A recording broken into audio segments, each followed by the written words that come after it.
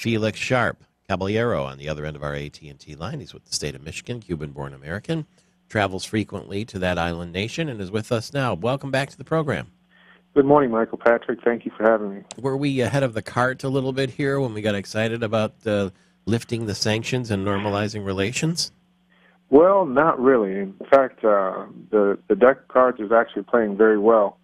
The Senate Majority Leader, Mitch McConnell, was really just playing to the politics of the process, but there's so many things happening every day, great things that are moving the two countries greater together, that we really are on pace right now.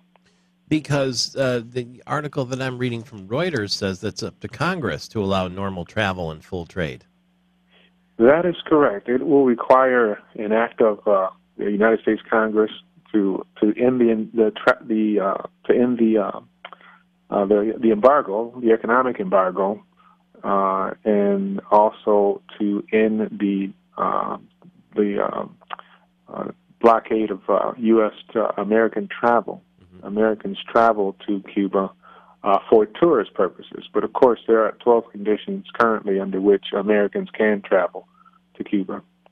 And we won't have to go through the conditions, but there is. How does it work if you qualify for one of those conditions, which I have in the past? There's only a certain amount of money you can spend there, or how do you know how that works, like legally? Well, there are spending limit requirements on Americans in Cuba. And there are also conditions which prevent you from spending money on certain things.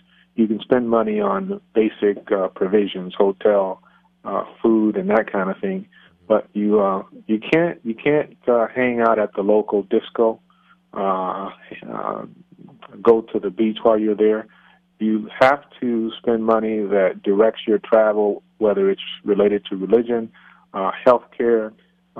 There are people-to-people programs which are intended for Americans to travel there and engage the Cuban people and essentially get an understanding for how they live, and so that they can get an understanding for how we live.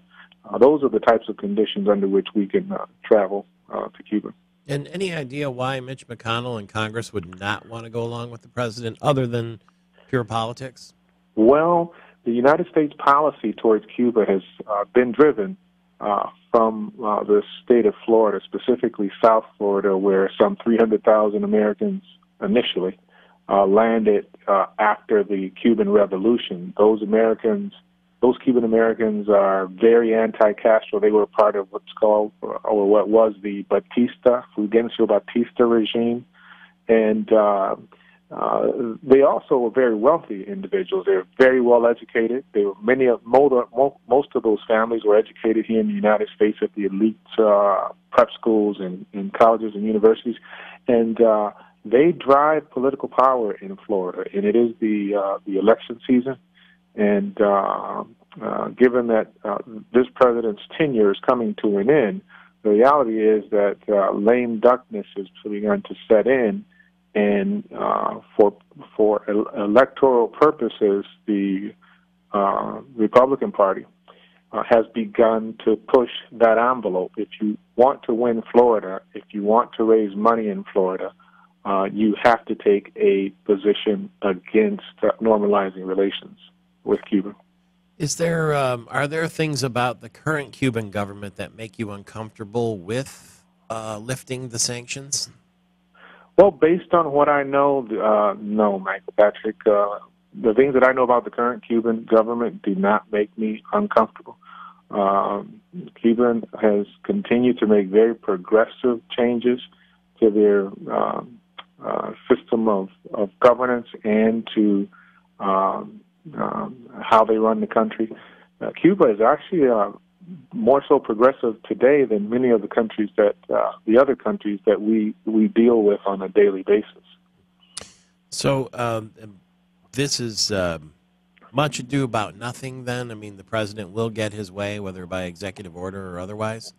This president will not get his way. The reality is that the embargo will probably take 4, 5 to 7 years before it can be lifted. That's not going to happen very quickly. A lot will depend depend on who is elected in this presidential cycle that we're in, as to whether or not we will move forward or we will reach a stalemate, quite frankly. So the press releases that I'm reading from tourism people, for instance, Carnival Cruise Line is going to start supposedly next spring stopping in Havana. Are those also ahead of the cart ahead of the horse? Not really. Those things will actually continue to occur.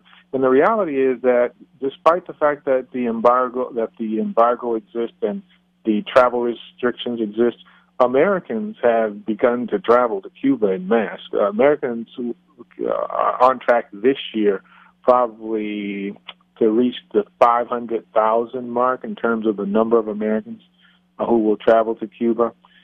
And some of the actions that the president has taken have relaxed the travel restrictions. There used to be a time where you actually had to get a letter from the State Department authorizing you to travel under those restrictions.